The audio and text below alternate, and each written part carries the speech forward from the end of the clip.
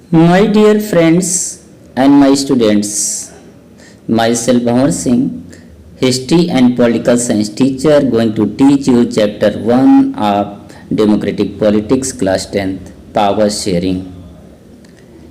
Power sharing, that is very important chapter in democracy, in democratic politics, because without power sharing, democracy is not possible. मेरे साथियों, बच्चों, अगर ये मेरा video आपको पसंद आता है तो मेरे चैनल को लाइक, सब्सक्राइब और शेयर करना न भूलें। Power sharing is the division of power between different organs and levels of the government, between different political groups and organisations. जब पावर्स को हम डिवाइड करते हैं डिफरेंट ऑर्गन्स के बीच में, डिफरेंट गवर्नमेंट लेवल्स के बीच में, डिफरेंट ऑर्गन्स के बीच में, ऑर्गेनाइजेशंस के बीच में, तो इसको पावर शेयरिंग कहते हैं। Power sharing is very necessary in a democracy because without power sharing democracy is not possible. क्योंकि डेमोक्रेसी में पावर शेयरिंग के बिना कोई संभवता, कोई परिस्थिति है ही नहीं कि जब तक पावर शेयरिंग नहीं होगी, सभी लोगों को इक्वल पावर्स नहीं होंगे, पावर डिवीज़न नहीं होगा, डेमोक्रेसी इज़ नॉट पॉसिबल। तो this is the first chapter, I will discuss about that. Power sharing is the division of powers between different level organs and organisations. In this chapter, I will discuss about two countries, Belgium, an European country, and second Sri Lanka, an Asian country. So first I will discuss about Belgium. As you know, Belgium is a small country of Europe. It has an ethnic population. But as you know, there are two type of populations. There are two type of societies, ethnic society and homogeneous society. Homogeneous society समरूप society होती है जिसमें एक ही तरह के लोग, एक ही धर्म के, एक ही संस्कृति के, एक ही लैंग्वेज के इस बोलने वाले लोग रहते हैं। जैसे आयरलैंड है, इंग्लैंड है, मोस्टली लोग जो है वो क्रिश्चियन हैं और सब ब्रिटिश बोलते हैं इंग्लैंड में, आयरिश बोलते हैं आयरलैंड में। लेकिन in Belgium, in India there is a ethnic population, क्योंकि हमारे इंडिया में there are different religion, different culture, different languages, ऐसे ही बेल्जियम में भी है। बेल्जियम भले एक स्मॉल कंट्री है but 59% live in Flemish region and speak Dutch. यहाँ 59% फ्लेमिश रीजन में रहते हैं, नॉर्थ पार्ट में, और वो डच बोलते हैं। डच क्या है? ये लैंग्वेज ऑफ हॉलैंड, नीदरलैंड की है। 40% live in Wallonia region and speak French, और 40% लोग जो है वो बैलोनिया रीजन में रहते हैं और वो क्या करते हैं, वो फ्रेंच बोलते हैं, जो फ्रेंच से लगा हुआ बॉर्डर है। 1% जर्मन के बॉर्डर में रहने वाले जर्मन बोलते हैं। तो आपने देखा यहाँ की जो पॉपुलेशन का कंपोजिशन है वो एथनिक है। यहाँ की जो कैपिटल सिटी ब्रुसेल्स है वहाँ उल्टा है, 80-20, 80% आर फ्रेंच, 20% आर डच। और जो फ्रेंच हैं पूरे देश में, भले पॉपुलेशन कम है, they are rich, they are businessman, they are the merchant, they are the industrialist. Important group society का है। तो बेल्जियम ने क्या किया है? पावर शेयरिंग फॉलो किया है। इसको कहा जाता है special accommodation in Belgium. Power sharing is Belgium. Accommodation क्या है? इसकी फीचर्स क्या है? नंबर 1 कि powers are equally share between the French and Dutch. Belgium में फ्रेंच और डच के बीच में इक्वल पावर शेयर किए गए हैं। इसके अलावा क्या किया गया है? Powers at central level there are equal minister of Dutch and the French. जो सेंट्रल गवर्नमेंट है बेल्जियम की, वहाँ जो मिनिस्टर्स हैं, जो काउंसिल ऑफ मिनिस्टर्स है, उसमें इक्वल मिनिस्टर रखे गए हैं। Second, powers of the central and state governments, powers some state governments, central governments are taken and given to the state governments. वहाँ पे स्टेट और सेंट्रल को इक्वल पावर्स दिए गए हैं। Number 3, Brussels has equal representation. जो capital city Brussels है वहाँ पे जो रिप्रेजेंटेटिव्स हैं इक्वल रखे गए हैं डच और फ्रेंच के, जबकि वहाँ आप देखिए फ्रेंच 80% है लेकिन इक्वल रखे गए हैं। And number 4, a separate community government has been formed. जो ब्रसेल्स की जो क्या कहते हैं बेल्जियम की स्पेशल फीचर है कि वहाँ की जो लोकल गवर्नमेंट है उसको कम्युनिटी गवर्नमेंट कहते हैं। डच की अलग है, फ्रेंच की अलग है, जर्मन्स की अलग है, और उनको 3 सब्जेक्ट्स दिए गए हैं, लैंग्वेज, कल्चर एंड एजुकेशन, जिस पर यहाँ की कम्युनिटी गवर्नमेंट अपने कानून बनाती है, लॉज फॉर्म करती है। तो हमने देखा there is a special sharing of powers in Belgium, this is the reason Belgium has a special system of power sharing, और result in Belgium there is a peace, stability of the government, people live with harmony, शांति के साथ रहते हैं। Second is Sri Lanka.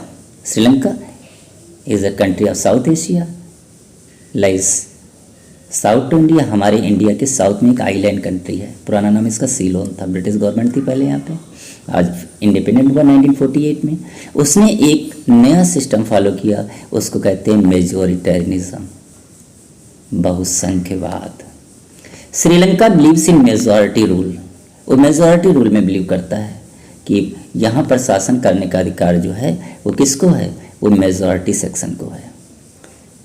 और वहाँ की जो एथनिक पॉपुलेशन है 74% सिन्हाला स्पीकर्स, 74 वहाँ पे सिन्हालीज हैं जो बुद्धिज़्म को फॉलो करते हैं, बुद्धिज़्म मानने वाले लोग हैं। 18% तमिल, और जिसमें से 13% are Sri Lankan and 5% are Indians. जो तमिल्स हैं they are Hindus and Islam, वो हिंदुइज्म और इस्लाम को मानने वाले हैं। And rest are the Christian, बाकी वहाँ क्रिश्चियन हैं। The Sinhala language were declared as official language in 1956। 1956 में the amendment was made in the constitution, में संविधान में संशोधन किया गया और वहाँ मेजोरिटेरियनिज्म लाया गया और सिन्हाला को ये जो है ऑफिशियल लैंग्वेज डिक्लेयर कर दिया गया। Government policies these are made in favour of Sinhala people. जो गवर्नमेंट पॉलिसीज़ बनाई गई हैं वो सिन्हाला लोगों के फेवर में बनाई गई हैं। इन गवर्नमेंट जॉब, स्कूल, यूनिवर्सिटीज़ में उनको प्रेफरेंस दिया जाता है। Number 3, it declared that it is shall follow Buddhism, और Buddhism as declared as the national religion, official religion. और गवर्नमेंट क्या करती है, बुद्धिज़्म के प्रचार प्रसार के लिए जो है वो वर्क करती है। Sri Lanka Tamil flat alienated, result क्या हुआ, तमिल जो थे श्रीलंका के वो नाराज़ हो गए क्योंकि वो हिंदू और मुस्लिम हैं। They started the protest, they started the conflict and they formed the LTTE, liberation tigers of तमिलिलम।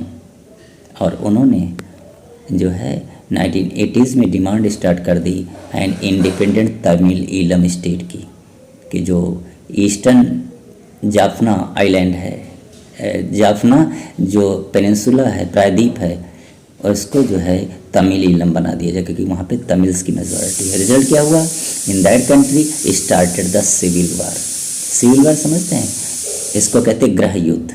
When 2 or more groups are engaged in a country in a armed conflict, that is called civil war। Tamils और Sinhali people के बीच में, government के बीच में। Result क्या हुआ, कई वहाँ लोग मारे गए हैं, लीडर्स तक, यहाँ तक प्रेसिडेंट का भी मर्डर हुआ वहाँ पर। तो एक तरफ देखा power sharing, Belgium there is a peace, stability. Other side देखा आपने Sri Lanka, there is not a power sharing, समिसल powers are given majority, result the civil war, no stability of the government. Is power sharing desirable? अगर हम बात करते हैं कि power sharing अनिवार्य है, डिजरेबल है, तो there are 2 reasons. Number 1 is prudential reason, number 2 is the moral reason. तो प्रूडेंशियल रीजन क्या है? प्रूडेंशियल रीजन ये है कि जो लाभ और प्रॉफिट और लॉस पर देखा जाता है। Prudential reason number 1, power sharing is very necessary for stability of government. जब पावर शेयरिंग होती है तो गवर्नमेंट, डेमोक्रेटिक गवर्नमेंट स्टेबल होती है, because the conflicts Problems are solved peacefully by setting different leaders of different communities. क्योंकि क्या होता है, डेमोक्रेसी में अलग अलग कम्युनिटी के लीडर चुनकर आते हैं, साथ बैठ करके जो भी कन्फ्लिक्ट या प्रॉब्लम्स होती हैं उनको सॉल्व कर लेते हैं, तो गवर्नमेंट स्टेबल होती है। सेकेंड क्या होता है, मॉरल रीजन। मॉरल रीजन में क्या होता है, democracy is a very power sharing is a very spirit of democracy. Power sharing वो जो है वो डेमोक्रेसी की आत्मा है, क्योंकि इसमें क्या equal powers are given, there is a sharing of the power, सभी को पावर दिए जाते हैं, तो it is the moral reason of the power sharing, very spirit of democracy. Now the forms of power sharing. अगर हम बात करते हैं कि पावर शेयरिंग के फॉर्म्स क्या हैं, तो आपकी टेक्स्ट बुक में 4 एक्सप्लेन किए गए हैं। Number 1 is the power sharing among different organs of the government, कि गवर्नमेंट के जो डिफरेंट ऑर्गन्स होते हैं उनके बीच में पावर्स का शेयरिंग होता है। लेजिस्लेचर, एग्जीक्यूटिव एंड जुडिशरी, इनके बीच में पावर्स को डिवाइड कर दिया जाता है। जैसे law making is given to legislature, implementation of law given to the executive and to settle the dispute that is given to judiciary। तो क्या है, ये अलग अलग पावर से डिवाइड कर दिए गए थे। मोनार्की में क्या होता था, सभी all powers were in hands of the king, monarch राजा के हाथ में होते थे। अब अलग अलग ऑर्गन को दे दिए गए हैं। इसको कहते हैं horizontal power sharing, division of power, horizontal distribution of power. इसमें क्या होता है, each organ checks and balances the others. हर ऑर्गन दूसरे ऑर्गन को चेक और बैलेंस करता है। जो पावर्स होती हैं उनकी बैलेंसिंग बनी रहती है। कोई भी ऑर्गन बियॉन्ड द कॉन्स्टिट्यूशन नहीं जा सकता, बियॉन्ड द लिमिट नहीं जा सकता है। जैसे आप देखिए हमारे यहाँ चेक्स एंड बैलेंसेस है। लेजिस्लेचर एग्जीक्यूटिव को कंट्रोल करता है, लेजिस्लेचर जुडिशरी को, जुडिशरी लेजिस्लेचर को, सब एक दूसरे को कंट्रोल और चेक करते रहते हैं, बैलेंस बनाते रहते हैं। इसको कहते हैं different organs of governments, the power division. Second है among power sharing among different levels of government. जिससे आपको मालूम है there are 3 level of governments, union government, state government and local lower governments. इनके बीच में जो पावर्स का डिवीजन होता है इसको कहते हैं vertical division of power. National importance के सेंट्रल गवर्नमेंट को दिए गए हैं, स्टेट इंपॉर्टेंस को स्टेट गवर्नमेंट को दिए गए हैं, लोकल इंपॉर्टेंस को लोकल गवर्नमेंट्स को पावर दिए गए हैं। तो that is vertical power sharing. जैसे देखिए डिफेंस क्या है, सेंट्रल गवर्नमेंट को है, पुलिस क्या है, स्टेट गवर्नमेंट को है, और हमारी जो है सैनिटेशन रोड्स जो गलियाँ होती हैं वो लोकल गवर्नमेंट को दी गई हैं। तो that is vertical power sharing. Power sharing among different political parties, pressure groups and movements. Different political parties, pressure groups और मूवमेंट्स, इनके बीच में भी पावर शेयरिंग होती है। पॉलिटिकल पार्टीज़ में कैसे होती है, देखिए 2 तरह की पॉलिटिकल पार्टीज़ होती हैं। रूलिंग पार्टी जो गवर्नमेंट बना होती है, दूसरी अपोजिशन पार्टी जो गवर्नमेंट के बाहर होती हैं। तो जो गवर्नमेंट में होती है उनके पास तो पूरे पावर होते ही हैं, लेकिन अपोजिशन पार्टीज़ की भी पावर्स को अवॉइड नहीं कर सकती है रूलिंग पार्टी। तो इसलिए कभी कभी अपोजिशन पार्टीज़ की डिमांड को भी रूलिंग पार्टी एक्सेप्ट करती है, ध्यान रखती है, क्योंकि जानती है पब्लिक ओपिनियन हमारे अगेंस्ट हो जाएगी। दूसरा क्या है, प्रेशर ग्रुप्स। प्रेशर ग्रुप क्या होते हैं, these are the interest groups, the groups which are formed to pressurise the government to fulfil their interests demands. जैसे किसान यूनियंस होती हैं, ट्रेडर यूनियंस होती हैं, वर्कर्स यूनियंस होती हैं, ट्रेड यूनियन जिनको हम कहते हैं, ये सब क्या होती हैं, ये प्रेशर ग्रुप्स होते हैं। ये लोगों पर प्रेशराइज करते रहते हैं गवर्नमेंट को अपनी डिमांड मनवाने के लिए, और गवर्नमेंट पूरी तरीके से इनको अवॉइड नहीं कर सकती, ध्यान रखती है इनकी डिमांड को भी। और फिर आता है मूवमेंट्स। जैसे आपने देखा गांधी जी ने मूवमेंट स्टार्ट किया था, ब्रिटिश गवर्नमेंट में प्रेशर पड़ा था। ऐसे ही जो हमारी गवर्नमेंट है डेमोक्रेसी में, वो भी अवॉइड नहीं कर सकती, क्योंकि देखो जैसे नर्मदा बचाओ आंदोलन, टिहरी आंदोलन, नर्मदा बचाओ आंदोलन के साथ साथ ने देखा है चिपको मूवमेंट, बहु सुंदरलाल बहुगुणा। तो ये सब क्या हैं, ये मूवमेंट्स ऐसे थे कि अन्ना हजारे का आंदोलन आया था, इसको अवॉइड नहीं किया जा सकता। गवर्नमेंट इन पर भी ध्यान देती है, इनको भी कुछ ना कुछ पावर शेयर हो जाते हैं। फिर आता है अमंग डिफरेंट सोशल ग्रुप्स। अभी हमने बेल्जियम में देखा community government, Dutch, French, German, इनको भी कुछ पावर्स दिए गए हैं, जैसे एजुकेशन है, कल्चर है और इनकी अपनी जो भी तो सिस्टम है लोकल लेवल पे। ये पावर्स इन डिफरेंट कम्युनिटीज़ को भी दिए गए हैं, सोशल ग्रुप्स को दिए गए हैं। जैसे हमारे बहुत से सोशल ग्रुप्स होते हैं, जैसे हिंदू महासभा होती है, बजरंग दल होता है, या अपने मुस्लिम लीग होती है, जमात इस्लामी है, या जैसे भी ब्रह्मा सभा है, क्षत्रिय महासभा है, कायस्थ सभा है, ये सब क्या होती हैं? ये सोशल ग्रुप्स हैं। Government has to keep in mind the demand of such type of social groups. कभी भी इनकी भी डिमांड को अवॉइड नहीं कर सकती। तो this is the chapter of power sharing, कि पावर शेयरिंग हमने देखा कि डेमोक्रेसी में इसका कितना बड़ा इम्पोर्टेंस है। Without power sharing democracy is not possible. Very spirit of democracy, ये तो आत्मा है डेमोक्रेसी की। तो this is very important chapter, आपको ध्यान से पढ़ना है। और अगर ये चैप्टर समझ में आ गया है, वीडियो पसंद आ गया है, तो लाइक सब्सक्राइब करना न भूलें और अपने फ्रेंड्स को भी शेयर करें।